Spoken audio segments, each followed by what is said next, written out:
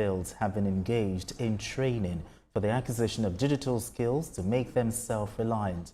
The training was organized by the Office of the Special Assistant to the Ondo State Governor on Digital Media. Senior reporter Ayodeji Moradio has details. With the increasing use of smartphones and wider internet access, digital media continues to bridge the gap between urban and rural communities, enabling young people to connect with the world and explore new opportunities. From content creation to online entrepreneurship, it offers vast outlets for creativity, allowing youth to showcase their talents and grow global audiences. It is in this direction that the Ondo State government convened a digital summit to inspire youth and unlock emerging opportunities in the digital space.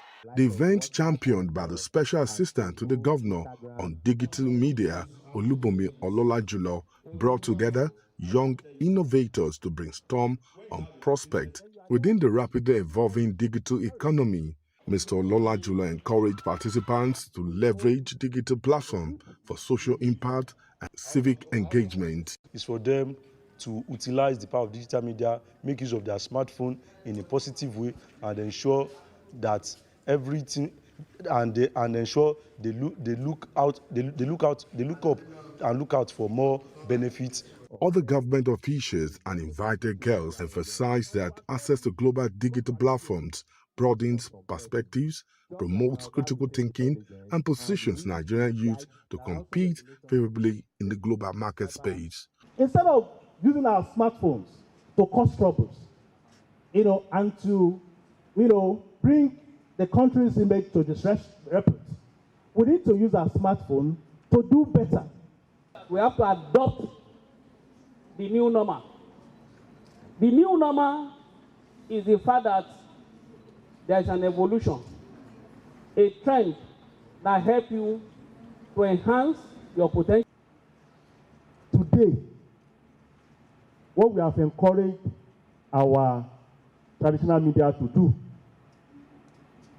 is to populate themselves. The highlight of the event was an empowerment session where some participants received support tools with over 300 young people in attendance. Ayodeji Moradio, TVC News, Akure.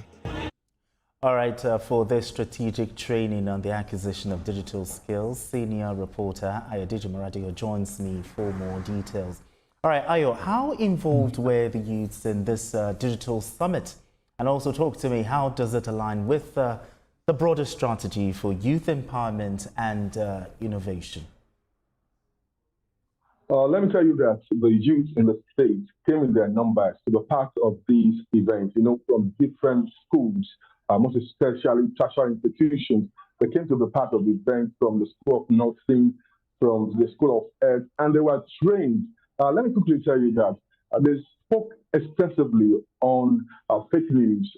Fake news is destroying everywhere, and it is rampant. They want them to desist from the use of fake news that can cause trouble in the state and in Nigeria in general. So they were fully trained how to use digital to make money for themselves, to ensure that they have blogs. You can be a blogger, blogging, sending news, and also sell things on the internet. These are things they were trained about so that they can know what to do. They don't want people to be jobless. The state government cannot engage all of the youth in the state. And through the Office of the Special Assistant to the Governor, these youth were trained. Apart from being trained, they were empowered. They were given some tools like laptops.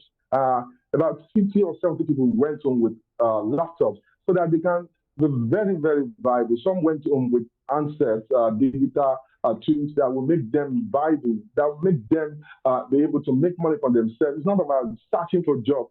People are searching for jobs everywhere, white-collar jobs, and everybody cannot be gainfully employed. So you can tap into digital marketing so that you can market some products and also make yourself very relevant in the society. And these youths were fully engaged. For more than 4 hours, they were lectured by different people. All right, now let's look at the challenges, because you're talking about rural communities now. How does the state plan to address the challenges, such as poor internet connectivity and limited digital infrastructure in some of these communities? Let me tell you first that the service providers are the ones providing networks for the people to use. But the state government is looking in this direction, and some of his aides told me that the government will soon create internet facilities for the people in local communities. But for now, that is not in place. But that will be done later. And the government is assuring the people in local communities, more especially the rural areas, that these things will be done for them to have access to internet. But for now, this has not been done. All right. So also, looking at it, how would you describe the potentials of youths in Ondo State? And if tapped, how is it beneficial to the Ondo State government? Let me tell you that many youths in Ondo State are vibrant, they are ready to work.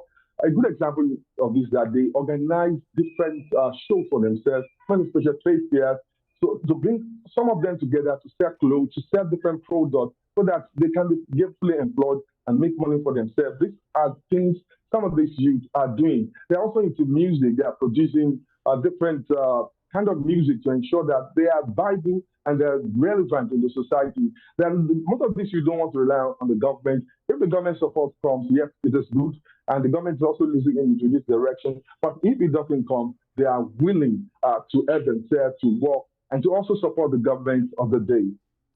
All right, senior reporter Ayodele Moradio, thank you so much for having